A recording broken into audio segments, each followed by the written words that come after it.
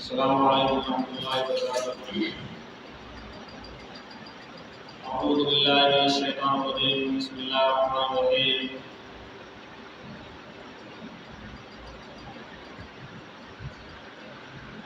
مثل الذین ينفقون أموالهم في سبيل الله كمثل حبة أنبتت 7 سنابل في كل سنبلة 100 حبة واللہ یضاعف لمن یشاء واللہ واسع علیم۔ سامعین کرام و سامعات، میں نے ابھی سورہ بقرہ کی ایک آیت کریمہ کی تلاوت کیا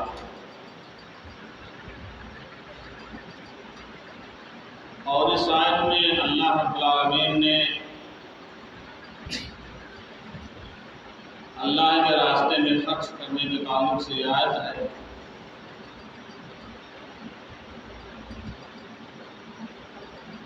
اللہ رب العالمین نے جہاں مسلمانوں کی بہت ساری صفات کا تذکرہ کیا ہے، انہی صفات میں سے مومن کی ایک صفت یہ بتائی گئی ہے کہ اللہ کے راستے میں خرچ کرنا ہے۔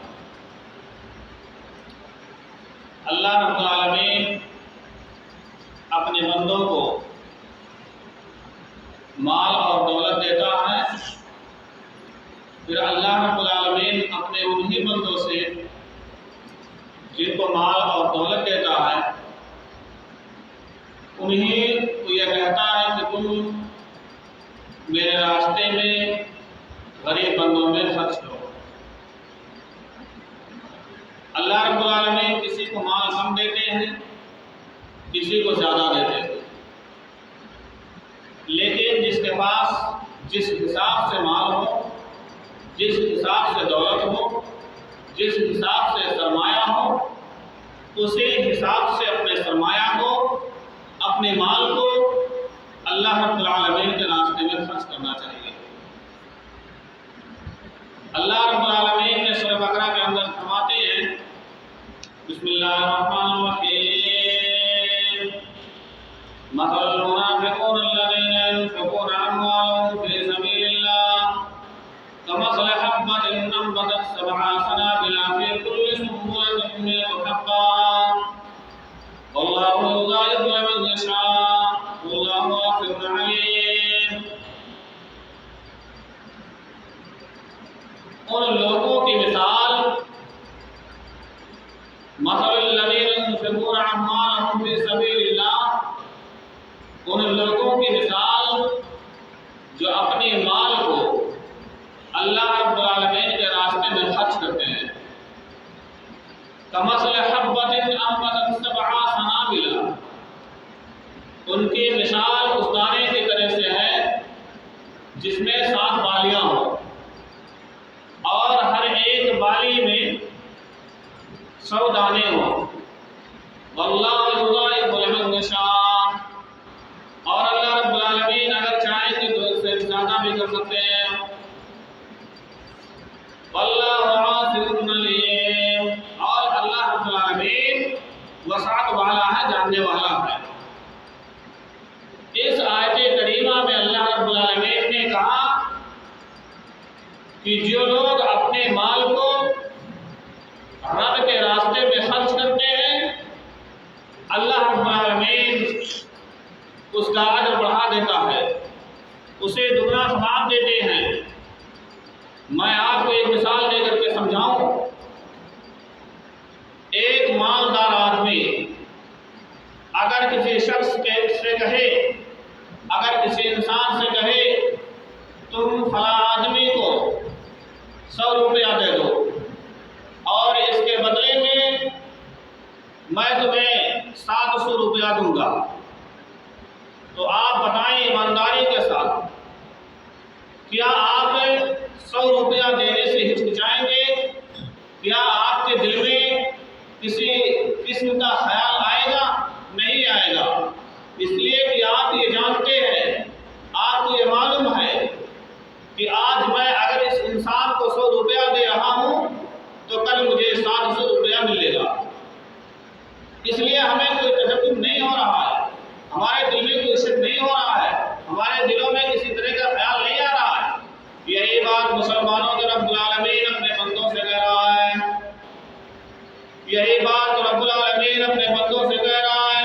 کہ اے میرے بندو، اگر تم اپنے مال کو میرے راہ میں خرچ کرو گے تو میں تمہارے مال کو بڑھتری کر دوں گا، تمہارے مال میں اضافہ کر دوں گا۔ وہ رب کتنا رحمان ہے، وہ رب کتنا مشفق ہے۔ کیا مسلمانوں تمہیں اپنے رب پر اعتماد نہیں ہے؟ کیا تم قرآن کے اس آیت پر تمہیں یقین اور بھروسہ نہیں ہے؟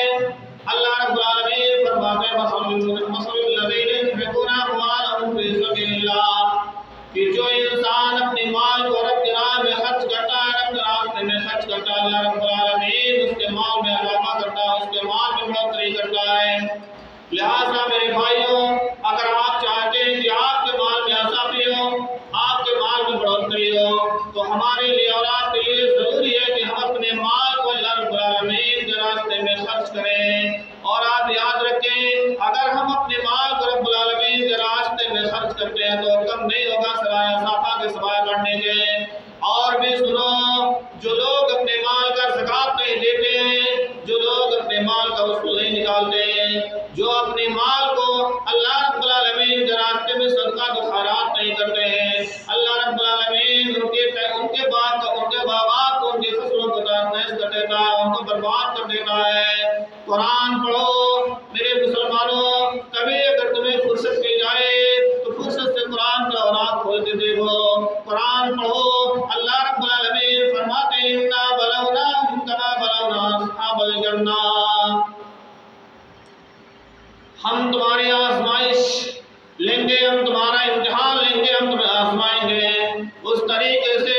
جس طریقے سے اللہ رب العالمین نے اصحاب الجنہ کو آزمایا تھا۔ آپ کو معلوم ہونا چاہیے، اس قرآن کی اس آیت کو جب ہم اپنے سامنے رکھتے ہیں اور اس کی تفسیر کو جب ہم دیکھتے ہیں تو اصحاب الجنہ کا ایک بڑا دلدوز واقعہ آتا ہے، دل دہلا دینے والا واقعہ ملتا ہے۔ میرے بھائیوں، ایک باغ تھا، اس کے کچھ اولاد تھے، اس باغ سے جو فصل پیدا ہوتا تھا اللہ کے غریب بندوں میں تقسیم کر دیا کرتا تھا۔ اتفاق دیکھیے، وہ انسان مر جاتا ہے، موت ایک اٹل حقیقت ہے، موت سے کسی کو انکار نہیں، موت سب کو آنی ہے۔ وہ جو باغ کا وارث ہے،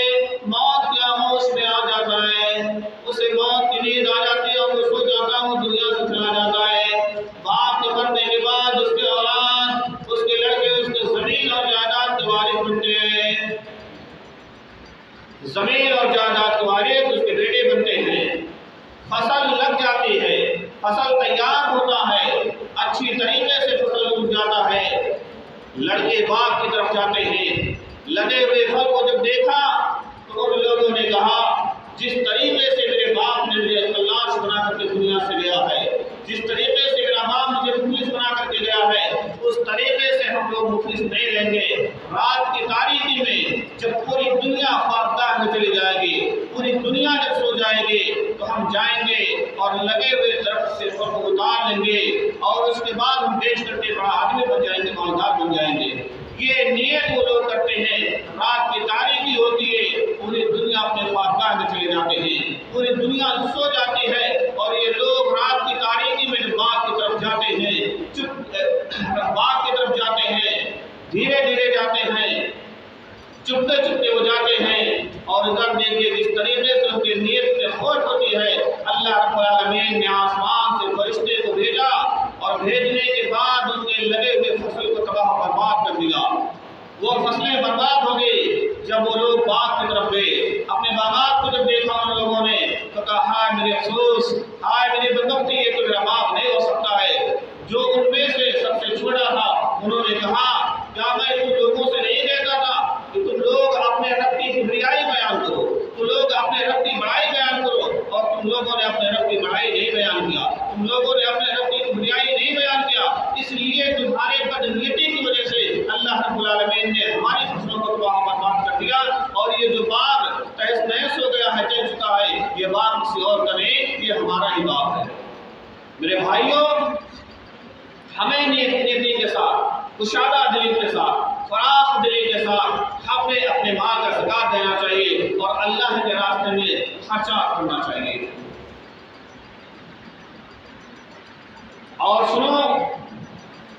कुरान शरीफ उठाओ, 14 पारा बोलो। अल्लाह रब्बुल आलमीन 14 पारे की इब्तिदा कुरान की इस आयत से कर रहे हैं, लन तनालुल बिर्रा हत्ता तुनफिकू मिम्मा तुहिब्बूना व मा तुनफिकू मिन शैइन व इन्नल्लाहा बिही अलीम। अगर तुम्हें नेकी को पहुंचना है, अगर तुम नेकी चाहते हो, तो तुम्हारा जो पसंदीदा महबूब माल है, पसंदीदा चीज है, तुम उस पसंदीदा चीज को रब के दरबार में अल्लाह की रजा के लिए खर्च करो, नेकी पहुंच जाओगे, नेकी तुम्हें मिल जाएगी। अगर तुम नेकियां चाहते हो कि तुम्हें नेकी मिले, तो तुम्हारे लिए जरूरी है कि जो तुम्हारा सबसे महबूब माल है, सबसे पसंदीदा माल है, उस माल को रब के दरबार में खर्च करो, अल्लाह के बंदों में सबका तो खैरात करो, तुम नेकी पा जाओगे। कुरान की आयत का जो नज़ूल हो रहा है, हज़रत अनस हदीस के रावी हैं, वो बयान कर रहे हैं, अबू तलहा अंसारी मदीना के मालदार सहाबी, और ये अबू तलहा ये सहाबी हैं कि इन्होंने एक मरतबा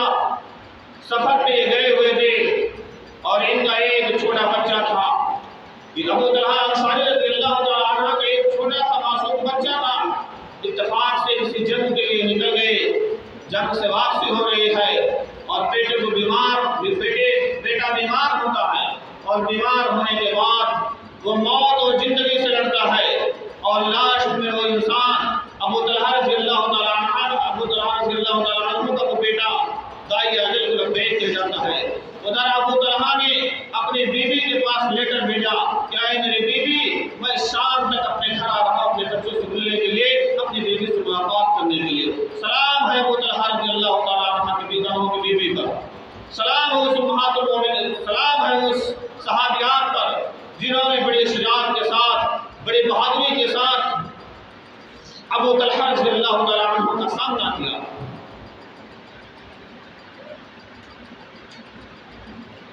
बीवियां हो तो ऐसी हो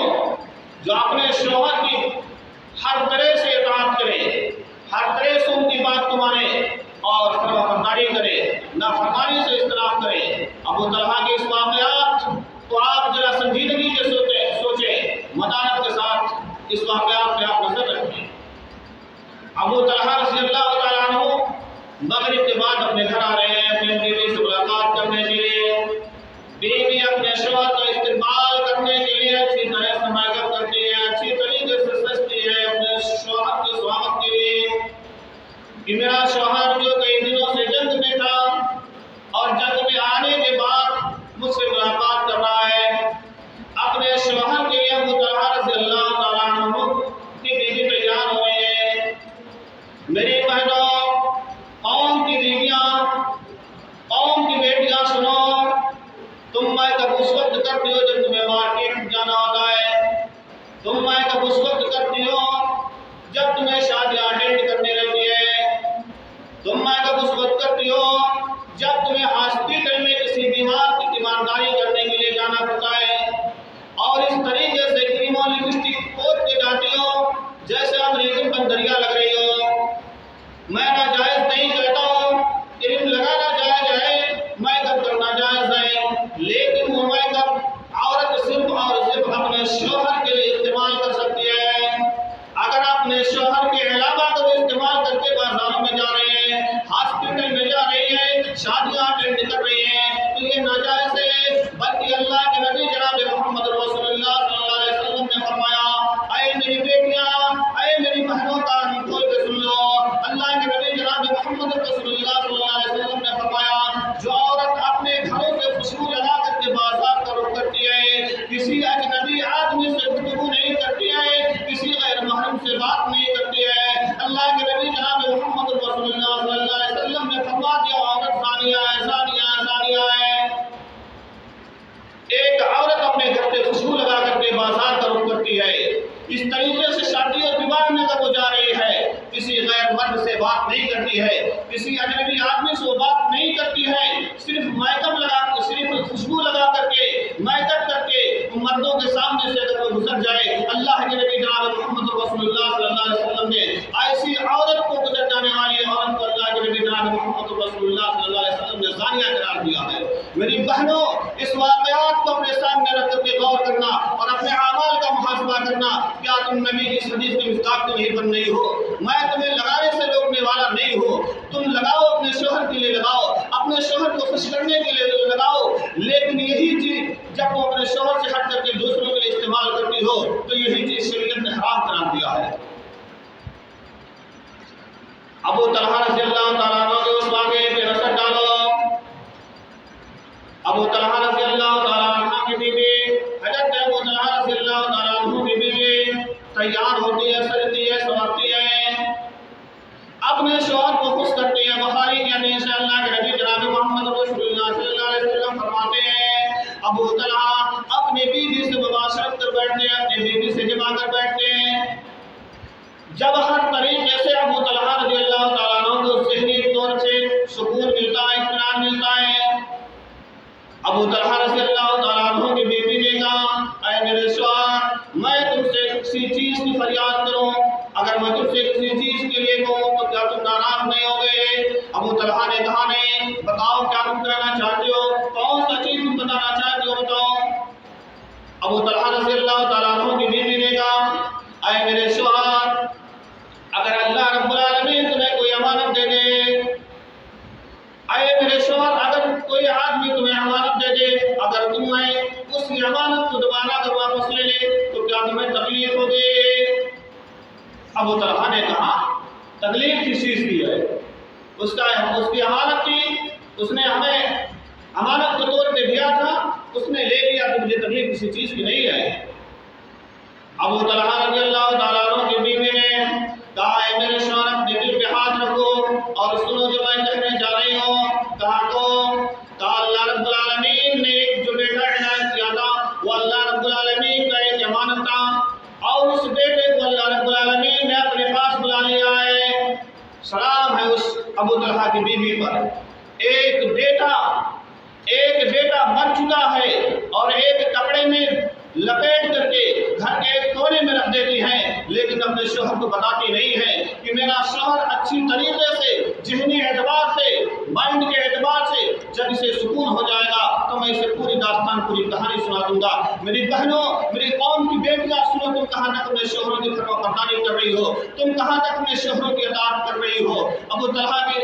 رضی اللہ تعالیٰ عنہ کی اس واقعات سے تمہیں سبق لینا چاہیے اور سبق حاصل کرنا چاہیے۔ ایک طرف گھر کے کنارے میں وہ ایک مردہ بیٹا موجود ہے اور دوسری طرف ابو طلحہ رضی اللہ تعالیٰ عنہ کی بیوی نے اپنے شوہر کو نہیں بتاتی ہے۔ بالکل ہر طریقے سے جب انہیں اطمینان ہو جانا، سکون ہو جاتا ہے، تو ابو طلحہ کی بیوی نے کہا، اے میرے شوہر، اے میرے سر کے تاج، جو امانت اللہ رب العالمین نے میرے حوالے کیا تھا، جو مجھے بچہ دیا تھا، اللہ رب العالمین نے اس بچے کو اپنے پاس بلا لیا ہے۔ ابو طلحہ نے کہا کہ اے میری بیوی، یہی چیز اگر تم مجھے پہلے بتا دیتی تو جو میں نے تمہارے ساتھ معاشرت کیا ہے، جنسی خواہشات کو میں نے پورا کر لیا ہے، یہ چیز میں پورا نہیں کرتا۔ اور روتے ہوئے راتیں گزر جاتی ہیں، صبح ہوتی ہے، نبی اکرم کے دربار میں جاتے ہیں، محمد رسول اللہ کی عدالت میں جاتے ہیں، اللہ کے نبی سے پوری کہانی سناتے ہیں، پوری وجوہات بتاتے ہیں۔ اللہ کے نبی جناب محمد رسول اللہ صلی اللہ علیہ وسلم نے ابو طلحہ رضی اللہ تعالیٰ عنہ کو دعا دیتے ہیں اور اس دعاؤں کا اتنا برکت ہوتا ہے کہ بہت سارے اولاد ابو طلحہ رضی اللہ تعالیٰ عنہ کے ہوئے۔ یہ وہی ابو طلحہ میرے بھائیوں، میں عرض یہ کر رہا تھا کہ جب قرآن کریم کی اس آیت کریمہ کا نزول ہوا، لن تنالوا البر حتى تنفقوا مما تحبون وما تنفقوا من شيء فإن الله به عليم۔ ابو طلحہ اللہ کے نبی جناب محمد رسول اللہ صلی اللہ علیہ وسلم کی عدالت میں جاتے ہیں، نبی کے گھر جاتے ہیں، نبی کے پاس جاتے ہیں اور اللہ کے نبی سے کہتے ہیں، اے اللہ کے نبی صلی اللہ علیہ وسلم، کیا اللہ رب العالمین نے قرآن میں جس آیت کا نزول فرمایا ہے، جس میں اللہ رب العالمین نے مجھ سے سب سے محبوب چیز کا مطالبہ کیا، سب سے پسندیدہ چیز کا مطالبہ کیا ہے؟ ابو طلحہ رضی اللہ تعالیٰ عنہ کو کونین کا تاجدار جواب دے رہا ہے، کرنے والا جواب دے رہا ہے، مصطفیٰ جان رحمت جواب دے رہے ہیں کہ ہاں اللہ رب العالمین نے مسلمانوں سے اور صحابہ سے محبوب چیز کا مطالبہ کیا ہے کہ جب تک اپنا پسندیدہ چیز اللہ رب العالمین کے راستے میں خرچہ نہیں کرو گے، جب تک تم نیکی نہیں پا سکتے ہو۔ قرآن کی آیت جو ابو طلحہ کے سامنے تلاوت کی جاتی ہے اور اس کے ترجمے بتائے جاتے ہیں۔ ابو طلحہ رضی اللہ تعالیٰ عنہ نے کہا،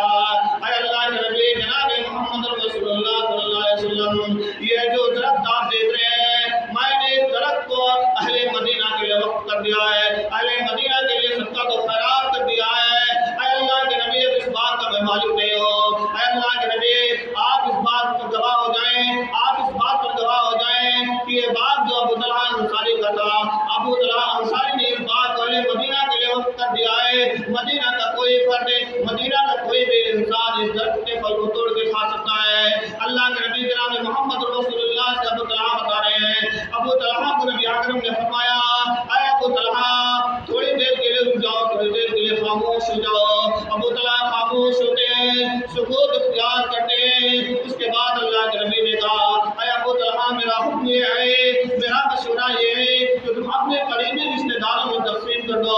اپنے چچیرے بھائیوں میں تقسیم کر دو، تمہارا جو قریبی رشتے دار ہے اس میں تقسیم کر دو۔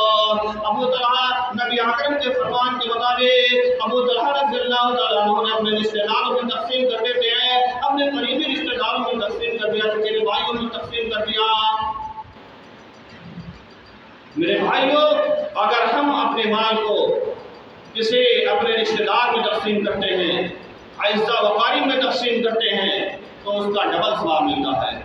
ایک تو قرابت داری کا آپ کو ثواب ملے گا، اور دوسرا ثواب جو آپ کو مل رہا ہے وہ آپ کے صدقۃ الخیرات میں مل رہا ہے۔ اس لیے رمضان کا مہینہ چل رہا ہے، اور آپ اس رمضان کے مہینے میں آپ اپنے قریبی رشتے داروں پہ ایک بار نظر ڈال لیجیے گا، اپنے اعزاء و اقارب پہ ایک بار نظر ڈال لیجیے گا۔ کہیں ایسا نہ ہو آپ خوشیوں میں، عید کی خوشیوں میں مصروف ہیں اور عید کی تیاریاں کر رہے ہیں، اچھا اچھا کپڑا خرید رہے ہیں، اچھے اچھے چپل سینڈلیاں وغیرہ خرید رہے ہیں، اور کہ آپ کا کوئی رشتے دار ایسا نہ ہو جو پھٹے پرانے کپڑے میں، پھٹے پرانا کپڑا پہن کر کے وہ عیدگاہ میں نماز ادا کرنے کے لیے جائے۔ میرے بھائیوں، آپ کے لیے ضروری ہے اگر آپ کا کوئی قریبی رشتے دار اگر آپ کے مال کا مستحق ہے تو آپ پہلے اس کو دیجیے۔ اس لیے کہ قرآن یہ کہہ رہا ہے کہ اگر آپ اپنے قرابت دار میں تقسیم کر رہے ہیں تو اس پر آپ کو ڈبل ثواب ملے گا۔ میرے بھائیوں، یہ صحابہ تھے ایک ایک نیکی کے لیے، ایک ایک اچھائی کے لیے کس طریقے سے سرگرما رہتے تھے، جبکہ قرآن نے ان کے بارے میں کہہ دیا رضی اللہ عنہ ورضوا عنہ کہ اللہ رب العالمین صحابہ سے راضی ہو گئے اور صحابہ اللہ رب العالمین سے راضی ہو گئے۔ یعنی جن کے راضی ہونے کا سرٹیفکیٹ اور ٹکٹ اللہ رب العالمین نے دے دیا ہے، اس کے باوجود یہ صحابہ کرام نیکیوں کی حصول کے لیے، جنت میں جانے کے لیے، پیراڈائز میں جانے کے لیے کس طریقے سے یہ پریشان رہا کرتے تھے، کون سی نیکیاں ہم کریں، کون سی اچھائیاں ہم کریں، کون سا ہم کام کریں کہ جنت میں چلے جائیں۔ ہمارے پاس کون سی نیکیاں ہیں، ہمارے پاس کون سی اچھائیاں ہیں۔ آئیے میں صفت الصفوہ علامہ ابن الجوزی رحمۃ اللہ علیہ کی کتاب ہے، اس میں ایک بہت زبردست حضرت عبداللہ رضی اللہ تعالیٰ عنہ کا ایک واقعہ بیان ہے، اور وہ عبداللہ رضی اللہ تعالیٰ عنہ ہے جن کے باپ حضرت عمر ہیں، جن کے باپ حضرت عمر رضی اللہ تعالیٰ عنہ۔ عبداللہ ابن عمر رضی اللہ تعالیٰ عنہ کے بارے میں آتا ہے صفت الصفوہ کے اندر علامہ ابن الجوزی رحمۃ اللہ علیہ نے نقل کیا ہے، ایک مرتبہ یہ بیمار ہو جاتے ہیں، بیماری ان کی بہت زیادہ بڑھ جاتی ہے، ان کی محترمہ اپنے شوہر کی تیمارداری میں لگی رہتی ہے، اپنے شوہر کی تیمارداری میں لگے رہتی ہیں، ہر طریقے سے اپنے شوہر کا خیال رکھتی ہے، اور ایک اچھی بیوی وہی ہے۔ میری بہنوں، میری قوم کی بیٹیاں اگر سن رہی ہو تو سنو، ایک اچھی بیوی وہی ہے جو اپنے شوہر کی ہر طریقے سے اس کی بات کا اور مریادہ کا اس کا خیال رکھے، وہ جہاں کہے وہ جہاں جائے، جیسا کہے ویسا کرے، اور اگر شوہر بیمار ہو جائے تو جتنا ہو سکے، جیسا ہو سکے، بیوی کی ذمہ داری بن رہی ہے کہ اپنے شوہر کا خیال رکھے۔ کہاں تک میری بہنیں خیال کر رہی ہیں جو شادی شدہ ہو چکی ہیں، کہاں تک اپنے شوہروں کا خیال رکھ رہی ہیں، کتنی نافرمانیاں کر رہی ہیں، وہ خود سوچ لے۔ بیمار تھے حضرت عبداللہ ابن عمر رضی اللہ تعالیٰ عنہ، ہر طریقے سے ان کی بیوی اپنے شوہر کا خیال رکھ رہی ہے، ان کے دل میں مچھلی کھانے کا شوق ہو جاتا ہے کہ اگر مجھے مچھلی مل جائے اور تازہ مچھلی تو میں کھا لوں، لیکن چونکہ بیماری کی وجہ سے حضرت عبداللہ ابن عمر رضی اللہ تعالیٰ عنہ کسی اپنے بیوی سے کہہ نہیں پاتے تھے کہ میں مچھلی کھانا چاہتا ہوں۔ ایک دن اتفاق سے انہیں بیماری میں تھوڑا سکون ملا، آرام ملا انہیں، اور جب آرام ملا تو انہوں نے اپنے محترمہ سے کہا، اپنے اہلیہ سے کہا، اپنی بیگم سے کہا، اے میری پیاری بیوی جان، مجھے مچھلی کھانے کا شوق ہے، اگر کہیں مچھلی مل جائے تو مجھے مچھلی کھلا دو، مچھلی کھانا چاہتا ہوں، اور بڑے دنوں سے میری خواہش تھی میری آنسو کی کہ تازہ مچھلی مجھے ملے، میں کھا لوں۔ محترمہ نے جب سنا، ان کی بیگم نے جب سنا تو کہا آپ نے پہلے کیوں نہیں بتایا؟ حضرت عبداللہ ابن عمر رضی اللہ تعالیٰ عنہ جواب دے رہے اپنی محترمہ اپنی بیگم کو اپنی اہلیہ کو کہ اے میری بیوی میں ویسے بیمار تھا، آپ ہر طریقے سے میرا اعتماد کا خیال کر رہی تھی، میں مزید آپ پر پریشر نہیں ڈالنا چاہا، آپ پر بوجھ نہیں ڈالنا چاہا، اب تھوڑا سا ہوش آ گیا ہے، تھوڑا سا بیماری میں سکون مل گیا ہے، تو میں چاہتا ہوں کہ مچھلی کا انتظام کروا دیجیے آپ۔ کہا ٹھیک ہے کوئی بات نہیں، ہو جائے گا۔ صبح اپنے غلام کو بھیجتی ہیں، غلام مارکیٹ جاتا ہے، پہلے دن اسے مچھلی نہیں ملا، دوسرے دن اتفاق سے مچھلی مل جاتی ہے، مچھلی لے کر کے آیا، غلام مچھلی لے کر کے آتا ہے، ان کی محترمہ نے اچھی طریقے سے بہترین انداز میں بنا کر کے تیار کیا، اور جیسے یہ کھانا تیار ہونے کے بعد دسترخوان کو لے کر کے جاتے ہیں، ایک سائل دروازے پر آواز دیتا ہے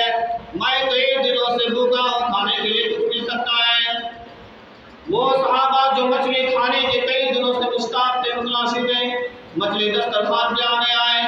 بیوی پسے پردہ کھڑی ہو کر کے منظر دیکھ رہی ہے، بیوی پسے پردہ کھڑے ہو کر کے منظر دیکھ رہی ہے۔ حضرت عبداللہ بن عمر رضی اللہ تعالیٰ عنہ نے اپنے غلام سے کہا اے غلام یہ مچھلی اور یہ پراٹھے وغیرہ لے جا کر کے اس سائل کو دے دو، یہ سائل مجھ سے زیادہ مستحق ہے۔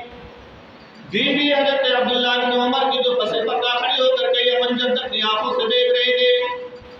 انہوں نے جب اس منظر کو دیکھا تو اپنے شوہر کو آواز دے دیا میرے شوہر مچھلی کو روک لو، پراٹھے کو روک لو، مچھلی کی جو قیمت ہے وہ مچھلی کی قیمت سائل کو دے دیتی ہو۔ کہا ٹھیک ہے لاؤ مچھلی کی قیمت دی جاتی ہے،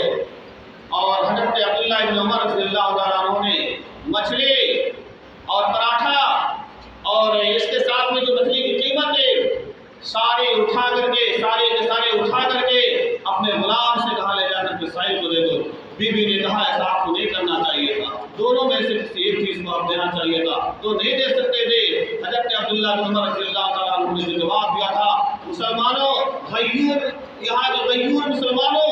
جواب سنو، تمہارے لیے عبرت ہے، تمہارے لیے نصیحت ہے۔ حضرت عبداللہ بن عمر رضی اللہ تعالیٰ عنہ نے جواب دیا تھا کہ اے میری بیوی تمہیں نہیں معلوم ہے، جب میں اس دنیا سے چلا جاؤں گا، قبرستان کے اندر میں دفن ہو جاؤں گا، قیامت کا دن ہوگا، میدان محشر کا دن ہوگا، تمام لوگ جب حساب و کتاب کے لیے جمع کیے جائیں گے، اللہ رب العالمین جب سارے کے سارے لوگوں سے حساب و کتاب لے گا، سارے لوگوں سے حساب و کتاب لے گا، پوچھے گا کہ تم نے دنیا کے اندر کیا کر کے آئے ہو، کون سی نیکی تمہارے پاس ہے؟ تو آئے میری بیوی کم سے کم میں اپنے رب العالمین سے یہ تو کہہ سکتا ہوں، میں اپنے رب کو یہ تو کہہ سکتا ہوں کہ الہ العالمین میرے پاس بہت ساری نیکیاں تو نہیں تھی، میں بہت سے صوم و صلات کا پابند تو نہیں تھا، لیکن اے الہ العالمین قرآن میں تیرے فرمان کے مطابق میرا سب سے پسندیدہ جو چیز تھا، محبوب جو چیز تھی، میں اس پسندیدہ چیز کو، محبوب چیز کو اللہ رب العالمین تیرے راستے میں صدقہ و خیرات کر دیا، تیرے راستے میں ہم نے دے دیا۔ ہو سکتا ہے کہ اللہ رب العالمین کو یہ زیادہ پسند آ جائے، اور اسی وجہ سے اللہ رب العالمین ہمارا جنت کے اندر پرویش کرتے ہیں، انٹری کر دے اور ہم جنت کے اندر داخل ہو جائیں۔ میرے بھائیو، یہ وہ صحابی تھے جس کے بارے میں قرآن نے کہہ دیا رضی اللہ عنہ رضوان کہ اللہ رب العالمین صحابہ سے راضی ہو گیا اور صحابہ اللہ رب العالمین سے راضی ہو گئے۔ میرے بھائیو، یہ چند باتیں تھی جو میں نے آپ کے سامنے انفاق فی سبیل اللہ کے تعلق سے رکھا۔ اللہ رب العالمین سے دعا کرتے ہیں کہ اللہ رب العالمین ہم تمام لوگوں کو، تمام جمیع مسلمانوں کو اللہ کے راستے میں دل کھول کر خیرات کرنے کی توفیق عنایت فرما، اور اپنے مال کو مکمل طریقے سے زکات نکالنے کی توفیق عنایت فرما دے۔ اے العالمین، اس رمضان کے مہینے میں جو سائل ہمارے دروازے پر آتے ہیں، ان سائلوں کو ہمیں قدر کرنے کی توفیق عنایت فرما دے۔ اے العالمین، ان سائلوں کو خالی ہاتھ نہ بھیجنے کی توفیق عنایت فرما دے۔ اے العالمین، جو بیمار ہو شفا کاملہ عطا فرما دے۔ اے العالمین، جس طریقے سے جہاں بھی جو لوگ پریشان ہیں، اے العالمین ان کی پریشانیوں کو دور فرما دے۔ آمین تقبل یا رب العالمین۔